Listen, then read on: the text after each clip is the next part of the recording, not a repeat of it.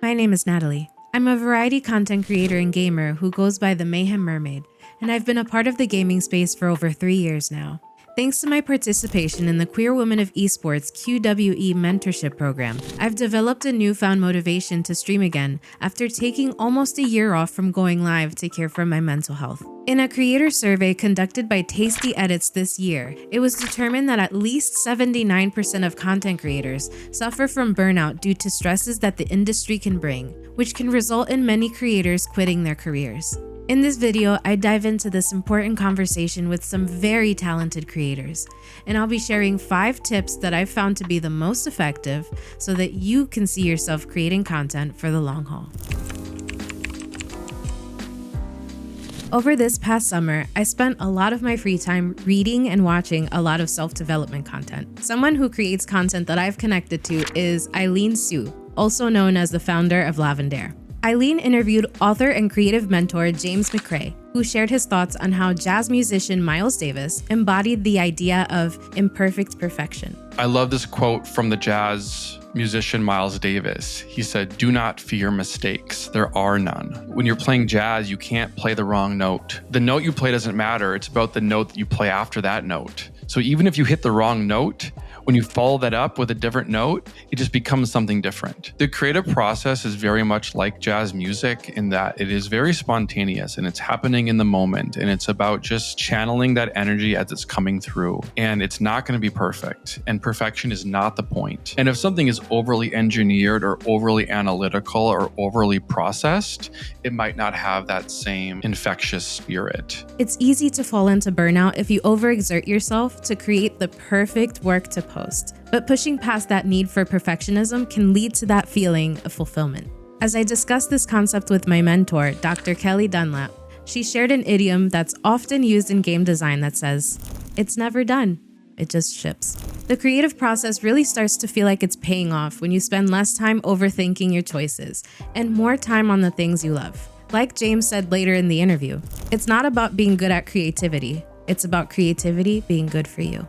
This can apply to how you navigate social interactions, especially when sometimes they're not so pleasant. Stephen Vo, known as Thung Quoc online, is a Vietnamese-American TikToker and aspiring voice actor who shared some of his experience with me during our interview. You are filling up your own cup. As wonderful as outside motivation or outside voices, whether good or bad, is, and the most important thing to do is listening to yourself and whose voices are important to you. I do my best to just see these are real people behind these usernames, and all the ones who are just saying a lot of mean things or criticisms or whatever it is, maybe they're having a bad day. Maybe they are going through things. When you can kind of put more human thought and emotion to the internet, which sometimes is it's hard. It's a battle, right? It's a battle. It is.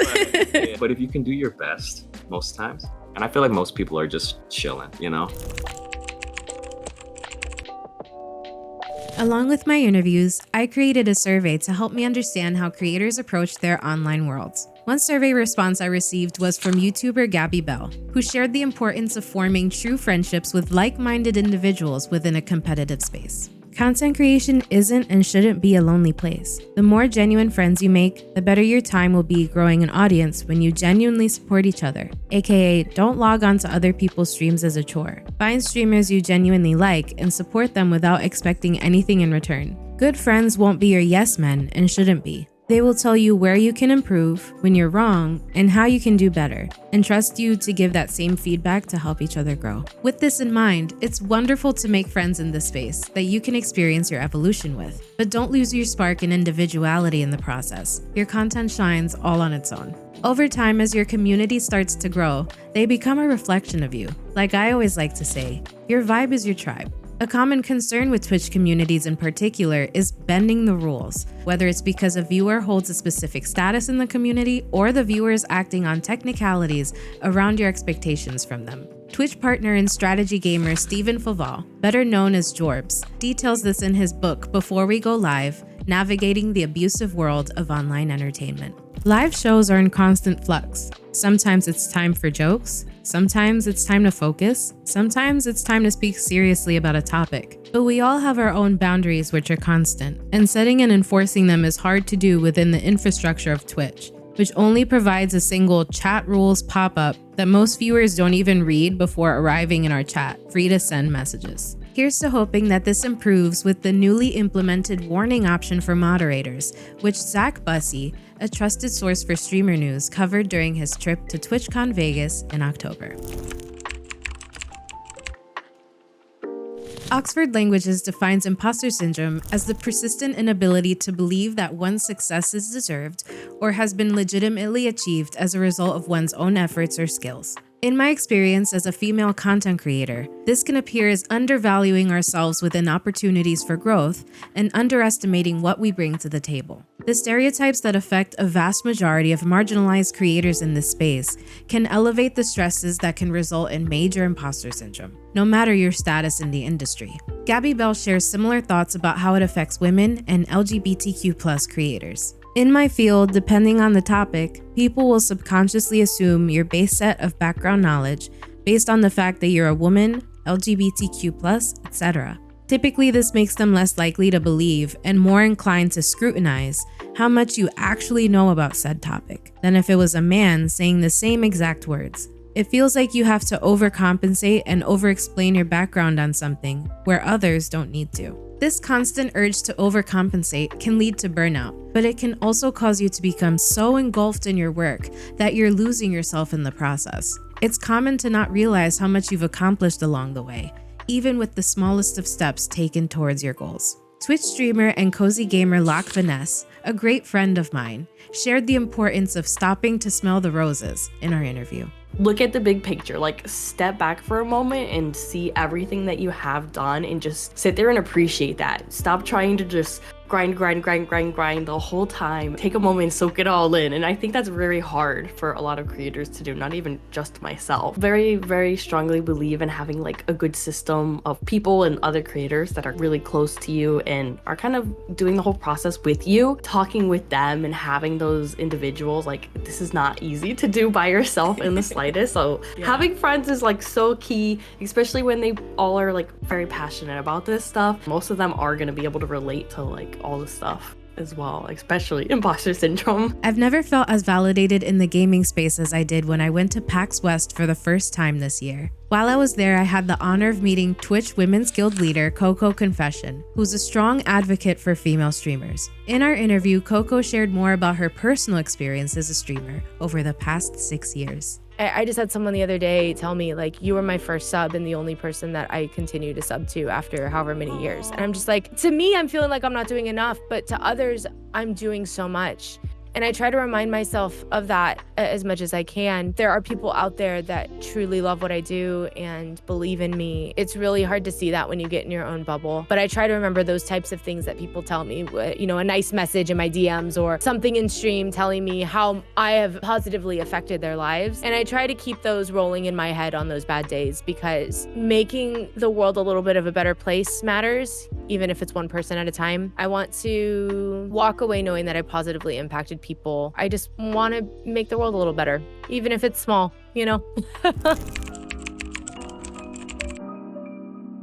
The number one reason why I took almost a year away from streaming and creating content was the sense of responsibility that I felt like a lot of my community at the time expected me to have over their mental wellness. It's no secret that most streamers aren't equipped to provide professional advice to guide others through their mental health journeys. And this phenomenon has only become more of a concern with the psychological impacts of COVID-19. In the MIT Press volume, Real Life in Real Time, Live Streaming Culture, game studies scholars address the lack of mental health resources for both streamers and their communities to seek the education and comfort they may need during a difficult time. Streamers largely do their own legwork to put together resources for their community and educating themselves about mental health. One major obstacle in accessing and sharing resources was a perceived lack of those resources. While the resources they require, such as mental health tip sheets and therapist directories, already exist, they are not present in spaces where streamers know to look. As I kept reading, I saw that a mental health resource hosted by Twitch named Twitch Cares was discussed. Several creators I've mentioned it to weren't familiar with Twitch Cares at all,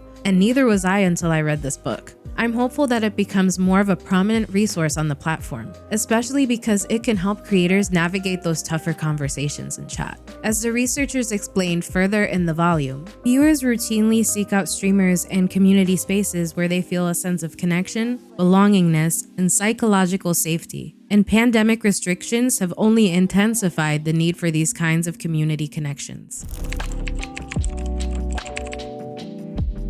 Just like authors often experience writer's block, it's common for content creators to experience creative blocks that lean them away from the desire to express themselves, or they even shift their focus in hopes to have that creative spark again. Moments like these are a great time to remind yourself why you began creating content in the first place, and what about it sparks joy for you. Twitch streamer and community builder RageKageRugger shared her thoughts on this in her survey response. I wanted there to be gaming, sure, but I wanted to build a fun and welcoming community who also liked what I was playing, or enjoyed the community so much they didn't really care what I was playing. It's important to understand what you want to get out of content creation and circle back to that whenever you're feeling overwhelmed or whenever the bad brain gremlins are out and about. Reading Cage's response reminded me of the Japanese concept of ikigai, which can help you live a more meaningful life by finding a balance between what you're good at, what you can be paid for, what the world needs, and what you love.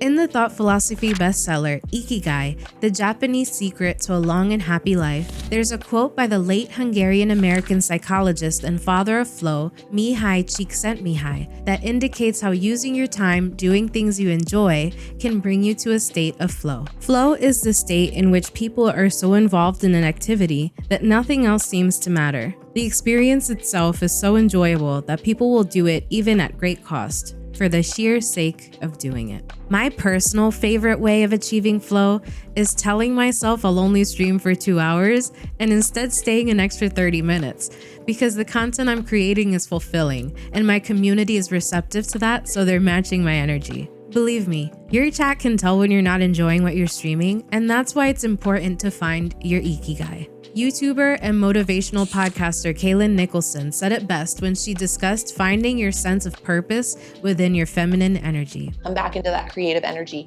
How can you create the community around you that you need and that other people need too? You can be part of that community to someone else as well. Knowing the places where you do feel like you can show up and fully bloom into yourself, fully embody yourself, when you know the things that you're really good at, it allows you to approach the idea of getting things done in a way that comes from that embodiment of who you are, comes in that full knowing and trust within yourself that you know what you got, you know what you're good at, and you can get those things done, and you can delegate what you can. Thanks to my experience with QWE and the mentorship program, curating this research was made possible for me. Plus, I was able to advocate for marginalized creators and have this conversation with others through our work at PAX West.